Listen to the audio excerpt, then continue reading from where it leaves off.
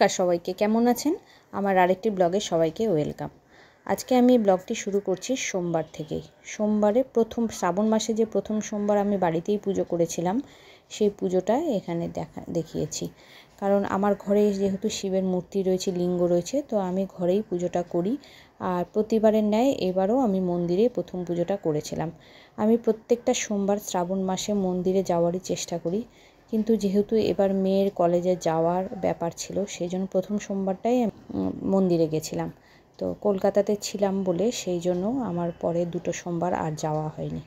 তো যাই হোক, সকালবেলা সমস্ত কাজ করে নিয়ে ঠাকুরের ঘরের পুজো করে নিয়ে, ঠাকুরের আমার যে ঘরে শিব রয়েছে উনাকে পুজো করে নিয়ে তারপরে আমি মন্দিরে এসেছিলাম। এটি হচ্ছে আমাদের অনেক দিন আগেকার পুরনো শিব মন্দির। আপনাদেরকে অনেক ভিডিওতে এইটি দেখানো হয়েছে, তবে ভেতরে কোনোদিনও ভিডিও করে সেরকম দেখানো হয়নি। এটা অনেক পুরনো দিনের শিব মন্দির। এখানেই আমি বরাবর আসি জল ঢালতে। পুরোহিত মশাও খুব চেনে আমাকে, যেহেতু আসি মাঝে মধ্যেই মন্দিরে আমি পুজো দিতে, সেই জন্য। তো যাই হোক, এখানে পুজো টুজো করলাম, খুব ভক্তি ভরে পুজো করেছিলাম। ভিড়টা অনেকটাই কম ছিল। আর আমার বড় মেয়ে আমার সাথে গিয়েছিল, প্রচণ্ড গরম ছিল, সেজন্য ছোটো মেয়েকে নিয়ে যায়নি। তো সেইভাবেই এখানে গিয়ে খুব ভালোভাবে পুজো করে এসেছিলাম, ঠাকুরের কাছে প্রার্থনা করে এসেছিলাম। কারণ আমার মেয়ের বাইরে প্রথম যাওয়া, সেই জন্য একটু ভয়ও লাগছিল। যাই হোক, ঠাকুরের উপরেই ভরসা করে মেয়েকে বাইরে পাঠানো, তাই এই সমস্ত ভেবেই ঠাকুরের কাছে খুব ভক্তি ভরে পুজো করেছিলাম। এবং এই বটগাছের তলায় একটি শিবলিঙ্গ রয়েছে, ওনাকেও এইভাবে পুজো করে নিলাম।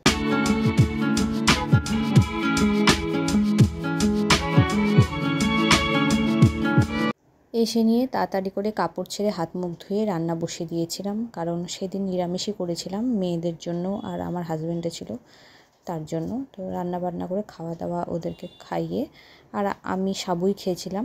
তারপরে আমরা একটু বাজারে করতে বেরিয়েছিলাম, কারণ মেয়ের কলেজের চশমা থেকে শুরু করে জুতো না সব কিছু জিনিস ওখানে যেরকম বলে দিয়েছিলেন ওনারা, সেই গাইডলাইন মেনেই সমস্ত কেনাকাটা করছিলাম। আর তারপরে হচ্ছে তার আনুষঙ্গিক কিছু জিনিস, এই সমস্ত কিছু প্রতিদিন একটু একটু করে বাজার করছিলাম। যেহেতু আমি ওখানে থাকবো না, তো ওর কী কী জিনিস লাগবে না লাগবে সব কিছু লিস্ট করেই একটা কেনাকাটা চলছিল। আর একটু মিষ্টিও কিনেছিলাম ঠাকুরের জন্য। তো এইভাবে প্রতিদিনই মোটামুটি আমরা বাজারে বেরিয়েছিলাম।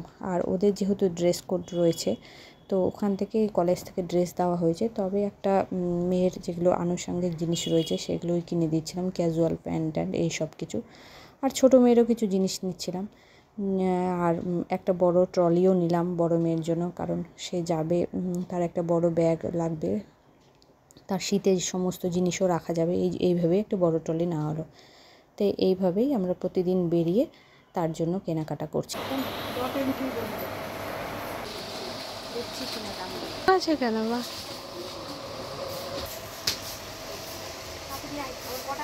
দেখো দেখো, এটা তো বেশি টোটাল আমি দেখি ছাতাটা ভরে নেব।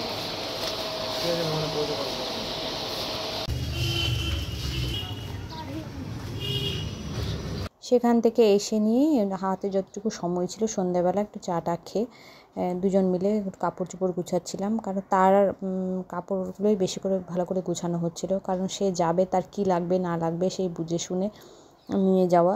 তো এইভাবেই আমরা জিনিসগুলো গুছাচ্ছিলাম, এবং তার কলেজে যে সমস্ত জিনিস লাগবে আর সেগুলোই টুকিটাক করে সমস্ত জিনিস তাকে গুছিয়ে দেওয়া হচ্ছে। এটি যাওয়ার আগের দিন বাজারে বেরিয়েছিলাম, সেই দিন খুবই মেঘ করেছিল, তাও বেরোতে হয়েছিল, কারণ বাধ্যতামূলক ছিল কিছু ওষুধপত্র তাকে সমস্ত কিছু গুছিয়ে দেওয়া, কারণ থাকবো না কাছে, মা বলে কথা, বুঝতেই পারছেন সন্তান বাইরে থাকলে কেমন দুশ্চিন্তা হয়।